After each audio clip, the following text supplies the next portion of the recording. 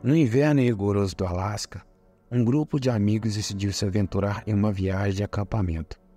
Eles eram 5: Lucas, Mariana, Pedro, Ana e Rafael.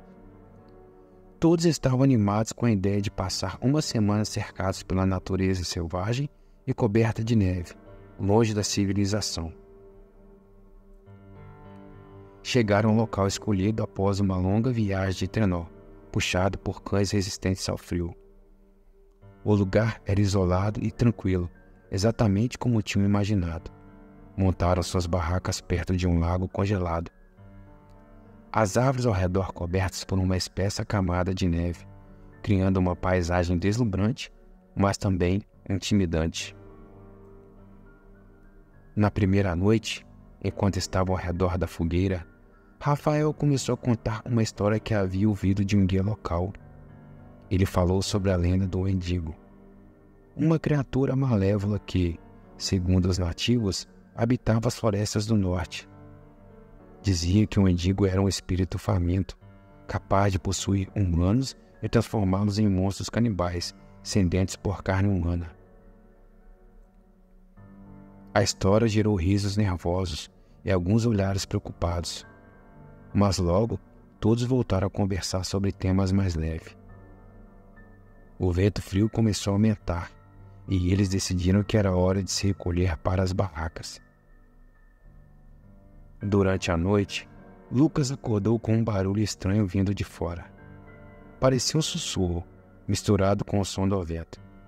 Ele pensou ter ouvido seu nome ser chamado. Levantou-se, vestiu sua jaqueta pesada e saiu da barraca para investigar.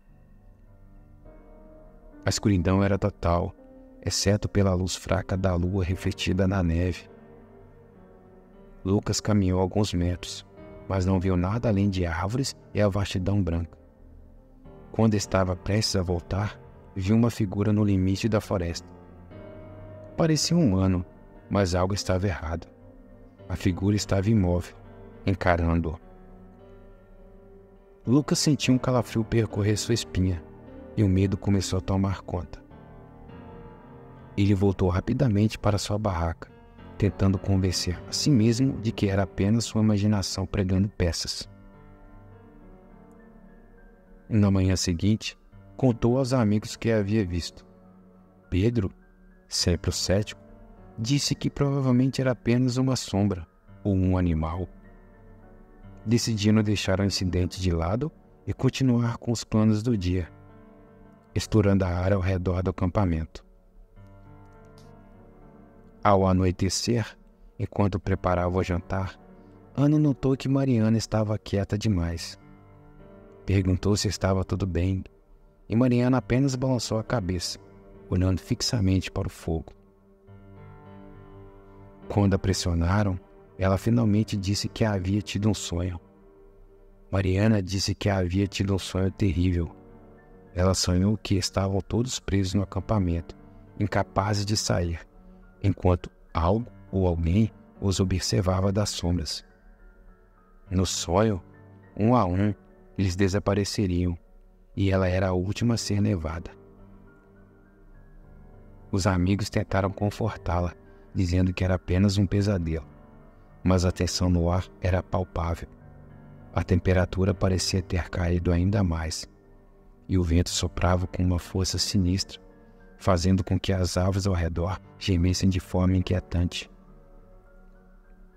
Naquela noite, decidiram todos dormir na mesma barraca, para se sentirem mais seguros. Montaram um sistema de turnos para vigiar enquanto os outros dormiam.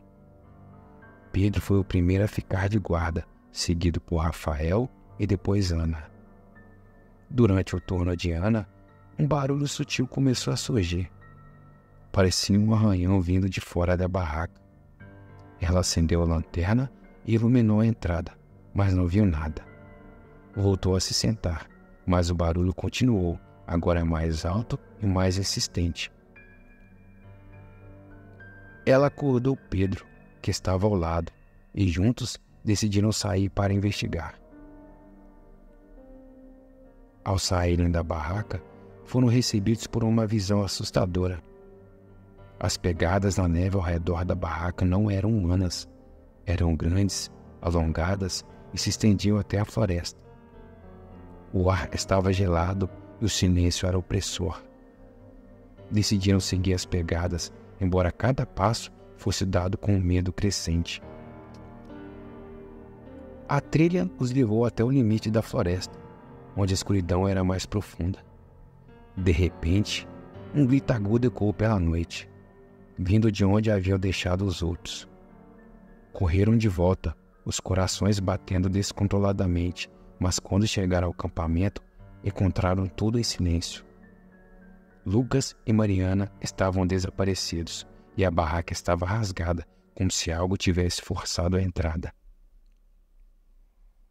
Rafael estava em choque, apontando para a floresta e murmurando incoerências sobre sombras que se moviam. Ana e Pedro tentaram acalmá-lo, mas o medo começava a tomar conta de todos. Sabiam que não podiam ficar ali. Decidiram que o melhor era deixar o acampamento imediatamente.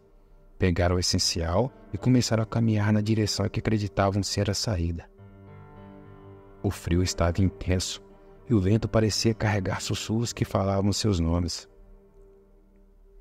Após horas de caminhada na neve, exaustos e com nervos à flor da pele, finalmente avistaram uma cabana abandonada. Decidiram buscar abrigo lá, esperando encontrar algum meio de comunicação ou simplesmente um lugar seguro para passar a noite. A cabana estava em ruínas, mas oferecia um alívio do vento cortante. Acenderam uma pequena fogueira e se acomodaram da melhor forma possível. O cansaço os venceu e acabaram adormecendo, apesar do medo. No meio da noite, Ana acordou com um som gutural. O que viu a paralisou de terror. Na entrada da cabana, iluminada pela luz fraca da fogueira, estava a figura de um homem. O que parecia ser um homem. Seus olhos eram duas cavidades escuras, e sua pele parecia esticada sobre os ossos pontiagudos. Era o Endigo. Com uma velocidade sobrenatural, avançou sobre Rafael, que não teve tempo de reagir. Ana gritou, acordando Pedro, mas já era tarde demais. A criatura estava sobre Rafael, e o som de ossos quebrando ecoou pela cabana. Pedro agarrou Ana e juntos correram para fora, em direção à escuridão. Não pararam de correr até que suas pernas não aguentassem mais. O Endigo não os seguiu, mas o terror de seu ataque os marcou profundamente. Finalmente, ao amanhecer, encontraram uma trilha de trenó usada por caçadores locais. Foram resgatados horas depois, exaustos e traumatizados. Contaram sua história, mas poucos acreditaram neles. Acreditavam que o terror e o isolamento haviam mexido com suas mentes. Pedro e Ana nunca esqueceram o que aconteceu naquele inverno gelado no Alasca.